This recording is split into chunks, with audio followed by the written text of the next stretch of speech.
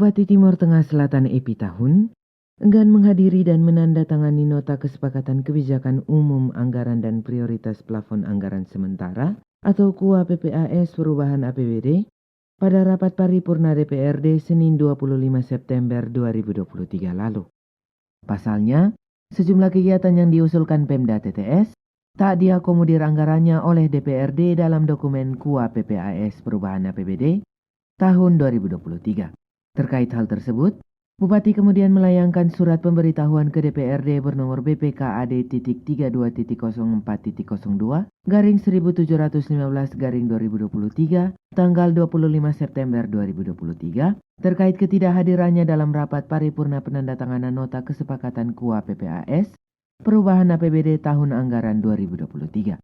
Alasannya dana segar yang bersumber dari Silpa dan dana bagi hasil dari Pemprov NTT sebesar Rp27.799.495.618 tersebut setelah dikurangi Rp18.249.822.506 untuk biaya luncuran pekerjaan RSP Kualin sebesar Rp8,2 miliar lebih, 4 paket pekerjaan rekonstruksi dan 2 paket pengawasan teknis pada Dinas PUPR Kabupaten TTS senilai Rp10,038 miliar lebih, tersisa dana segar sebesar Rp9.479.673.112. Namun hasil pembahasan TAPD bersama Banggar DPRD TTS, Pemda hanya dijatah Rp2.179.673.112. Sedangkan sebesar Rp7.300.000.000 dialokasikan bagi pokir DPRD setempat. Di sisi lain, Pemda membutuhkan anggaran sebesar Rp17.978.528.000 untuk membiayai sejumlah kegiatan.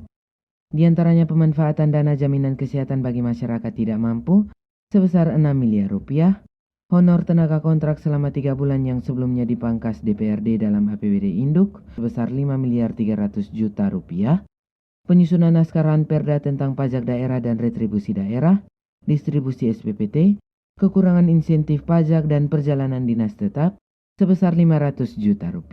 Berikutnya pembinaan manasik haji dan transportasi hewan kurban sebesar Rp130 juta, pembiayaan paskibraka sebesar Rp250 juta, seleksi P3K tahun 2023, seleksi pejabat tinggi Pratama untuk mengisi jabatan eselon 2 yang kini lowong sebesar Rp700 juta. 12 jabatan eselon 2 yang lowong yakni Dinas Perikanan, Dinas Nakertrans, Dinas Perizinan Satu Pintu, Dinas Perindakop, Dinas P3A, Dinas Perhubungan, Bapenda, Pol PP, Dinas P2KB, Dinas Ketahanan Pangan, Dinas Kominfo dan Balitbangda.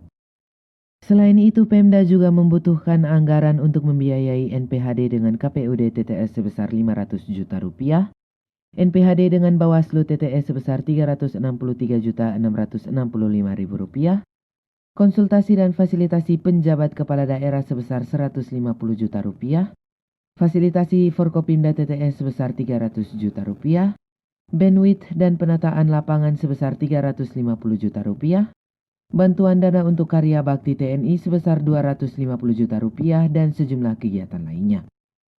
Dalam surat tersebut, Bupati juga menyinggung alokasi anggaran yang telah disepakati bersama TAPD bagi Pokir sebesar Rp26 miliar. Terjadi pergeseran anggaran secara sepihak oleh Banggar DPRD TTS bagi operasional DPRD senilai Rp10 miliar.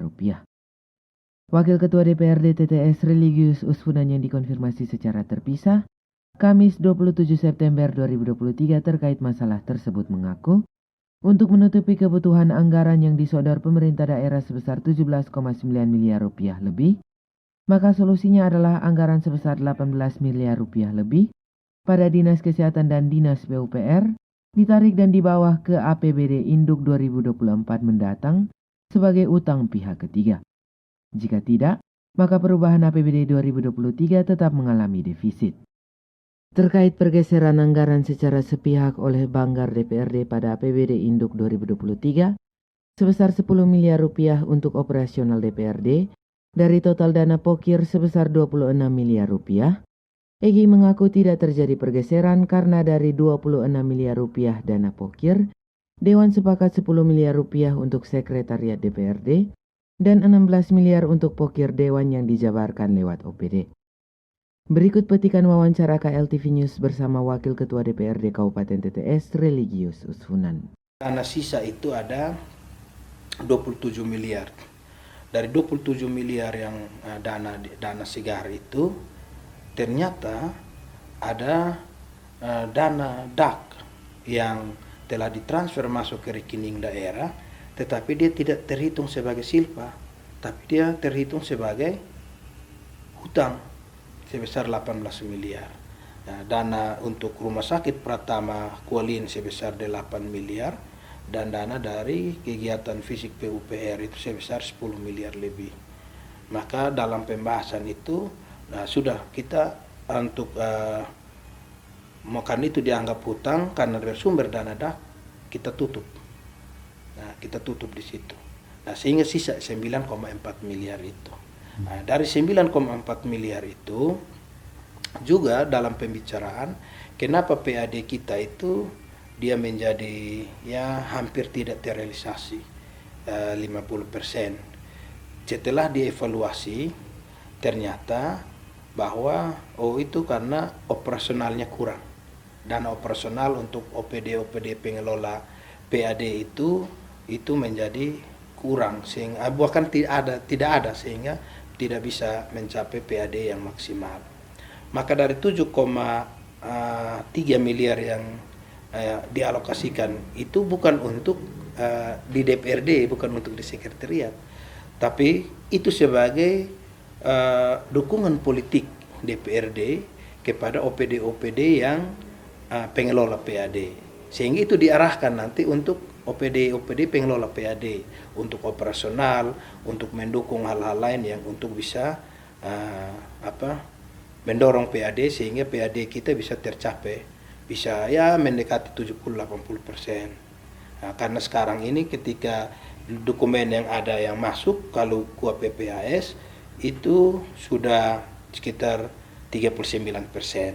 Tapi sesungguhnya ketika kita bahas awal September dengan data terakhir itu 18 September itu sudah mencapai 40 lebih miliar. Artinya sudah hampir 50% tercapai. Sehingga kita maksud dorong itu untuk nanti dia bisa mencapai 70 atau 80%, sehingga tidak lagi terjadi belanja hilang yang sangat banyak di akhir tahun karena PAD tidak terrealisir. Nah, itu saja. Jadi kalau untuk informasi itu bisa juga kita benar, tapi bisa juga belum mendasar karena ada dia pun kronologi. Karena apa? Kalau kita mau jujur, seharusnya 18 miliar itu adalah dana segar. 18 miliar yang kita tutup DAK, PUPR 10 miliar lebih, dan DAK Rumah Sakit Pratama Kualin 8 miliar, itu seharusnya menjadi dana segar. Nah, kalau pemerintah daerah mau untuk kita jadikan itu hutang, maka itu 18 miliar kita tarik dulu. Kita tarik masuk kembali untuk memenuhi seluruh kebutuhan prioritas kita di perubahan 2023 ini, dan 20 yang 18 miliar itu biar kita bawa hutang saja di triwulan 1 2024. Itu dia soal di situ, Om Pol.